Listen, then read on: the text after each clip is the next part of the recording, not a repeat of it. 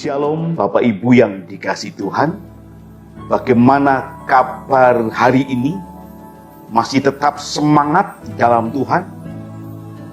Bapak Ibu Saudara, firman Tuhan pada hari ini terambil dari kitab Nabi Habakuk pasal yang ketiga ayat 16 sampai dengan ayat yang ke-19. Demikian bunyi firman Tuhan.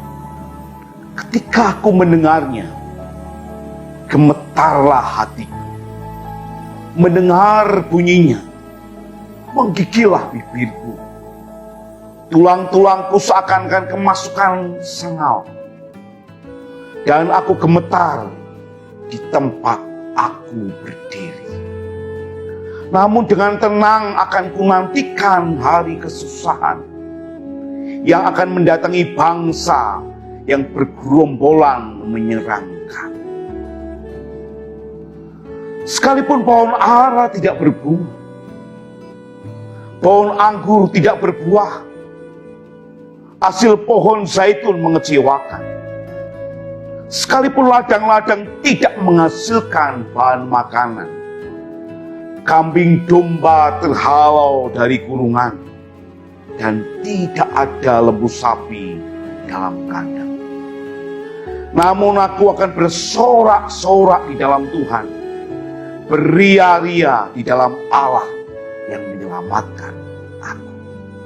Sudah yang dikasihi Tuhan Kristus, Nabi Habakuk hidup sejaman dengan Nabi Yeremia.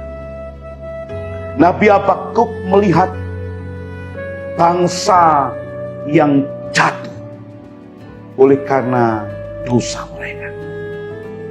Dan bangsa itu akan siap-siap untuk dijajah bangsa Babel dan akan menjadi orang-orang buangan di Babel. Saudara-saudara yang dikasihi Tuhan Kristus, sangat unik kitab Nabi Habakuk. Biasanya Nabi akan mewakili umatnya dalam bergumul dalam hidupnya.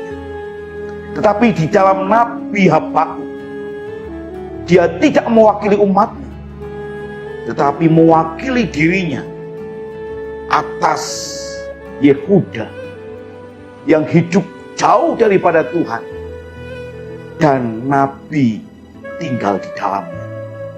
Itu sebabnya bergumul, menyampaikan segala keluh kesahnya terhadap Tuhan karena bangsa itu. Tapi apa jawab Tuhan? Dikatakan dalam kitab Nabi Habakuk pasal 2 ayat 4. Tetapi orang yang benar itu akan hidup oleh percayanya. Jadi saudara-saudara, orang yang benar itu hidup karena percaya.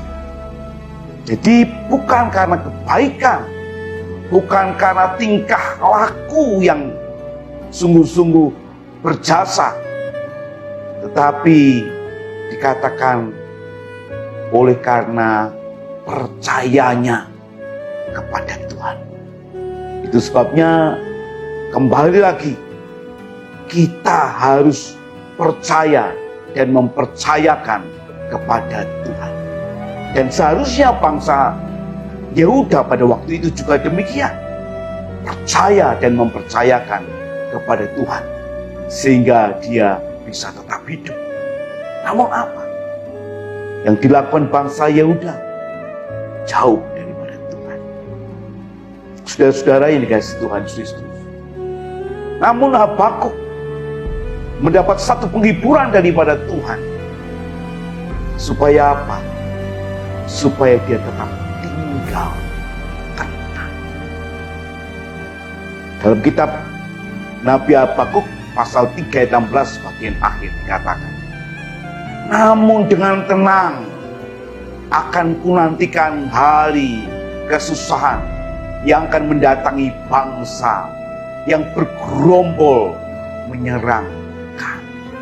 Oh saudara yang dikasihi Tuhan Yesus Kristus, dengan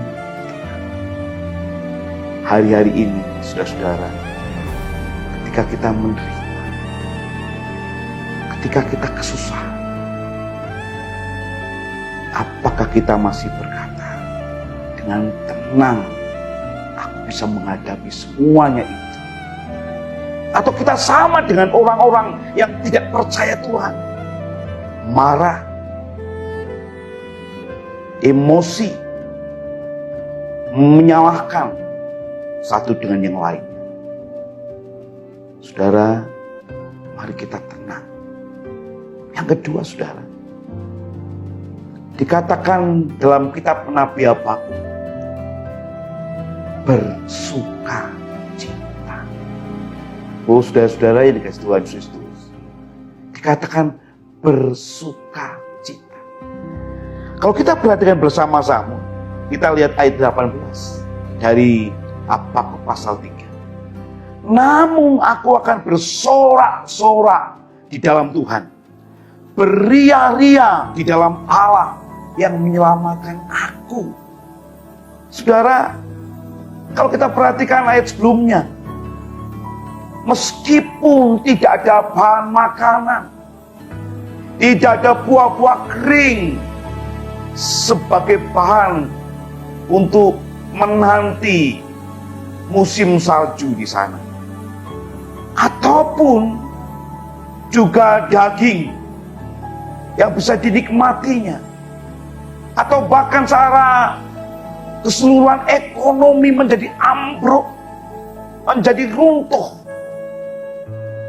Namun apa yang terjadi, saudara? Nabi Habakuk berkata, beria-ria di dalam Tuhan, bersukacita di dalam Tuhan. Kenapa? Karena sudah menemukan inti dari semua apa yang dirasakan dalam penderitaan itu. Itu sebabnya Bapak Ibu Saudara yang dikasihi Tuhan Kristus, seorang yang bernama C.S. Lewis berkata demikian, Tuhan berbisik kepada kita dalam kesenangan kita. Tuhan berbicara dalam hati nurani kita, tapi berteriak dalam penderitaan kita. Tuhan memakai megafon untuk membangkitkan dunia yang tuli. Saudara-saudara, mari kita maknai semua yang kita alami hari-hari ini dengan tinggal tenang dan tetap bersyukur dalam Tuhan. Amin. Tuhan